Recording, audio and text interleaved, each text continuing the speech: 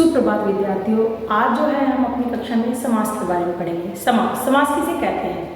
दो या दो से अधिक शब्दों को जो मिलकर एक नया शब्द बनाता है, जो सार्थक शब्द बनता है, उसको समास कहते हैं। समास का जो अर्थ होता है संक्षिप्त यानी कि छोटा, कम से कम शब्दों में अधिक अर्थ बताना, वो समास कहलाता है। यहाँ पर हम समास के बारे में जानेंगे कि वो कितने प्रकार के होते हैं और कौन कौन से होते हैं।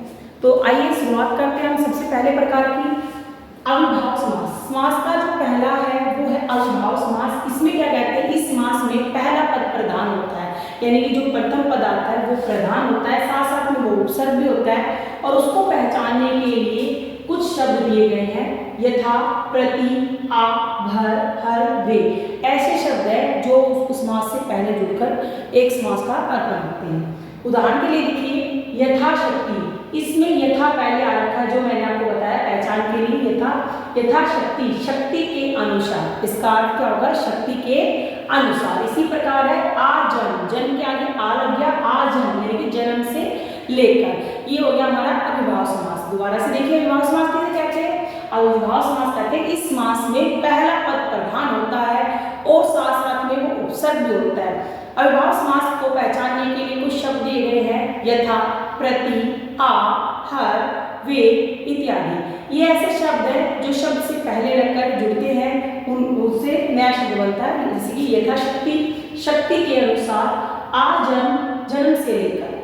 दूसरा समास आता है हमारा तत्पुरुष समास। तत्पुरुष समास में क्या कहते हैं? इस समास में दूसरा पद प्रधान होता है, पहला नहीं होता है। इसमें अविभाव में पहला होता है, तत्पुरुष में उसका विपरीत यानी कि दूसरा पद प्रधान होता है, और दो शब्दों के बीच की कारक विभक्तियां जो होती है, जैसे का, को, किसे, के लिए, का, की, के लिए, गायब हो जाती है।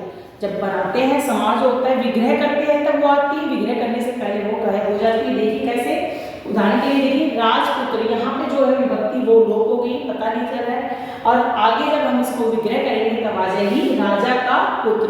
राजपुत्र अर्थात राजा का पुत्र, रसोईघर अर्थात रसोई के लिए घर। ये हमारा हो गया पुरुष समास। अगला आता है हमारा कर्मधारय समास। तीसरा जो महीना वो है कर्मधारय समास। इस समास में पहला पद विशेषण है और दूसरा पद विशेष है, यानी कि एक पद जो है दूसरे की विशेषता बताता है। उस उदाहरण के लिए देखिए, नील कमल। नील कमल हो गया हमारा समास। इसका विग्रह करते हैं, नीला है जो कमल, यानी कि कमल की विशेषता बताता है, वो कमल कैसा है? नीला है, यानी कि नीला है जो कमल। महापुरुष, महान है जो पुरुष, उस पुरुष के बारे में बताता है, उसकी विशेषता बताता है। विशेषण क्या है कि पुरुष है, उसकी विशेषता क्या बता रहा है कि महान है वो पुरुष। अगला समास आता है हमारा समास नंबर 4, द्विगु समास। इस समास में पहला पद हमेशा संख्या होती है, यानी इस समास की जो पहला पद जो है वो हमेशा क्या होगी? संख्या होगी, और ये पूरे समूह का बोध करवाता है, यानी कि पूरे समूह को लेकर चलता है, सिंगल नहीं लेके चलता है। जैसे चौराहा, चार राहों का समूह, यानी कि जो चार रास्ते होते हैं हमारे, चार राहों का समूह। जैसे चवन्नी, चार आनों का समूह। अठन्नी, 8 आनों का समूह। नवग्रह, 9 ग्रहों का समूह। इस प्रकार सप्तऋषि, 7 ऋषियों का समूह। इस प्रकार से पूरे समूह को लेकर चलता है, और पहला पद जो होता है वो संख्यावाचक होता है, उसे हम क्या कहते हैं? द्विगु समास कहते हैं। चलिए नेक्स्ट पे चलते हैं, हमारा द्वंद्व समास। द्वंद्व समास में क्या कहते हैं? इस समास में दोनों पद प्रधान होते हैं। इसमें ना पहला ना दूसरा ना कोई, इसमें दोनों पद ही प्रधान होते हैं, और उनको विग्रह करने पर बीच में जो है योजक लगते हैं। क्या लगते हैं? और या लगते हैं।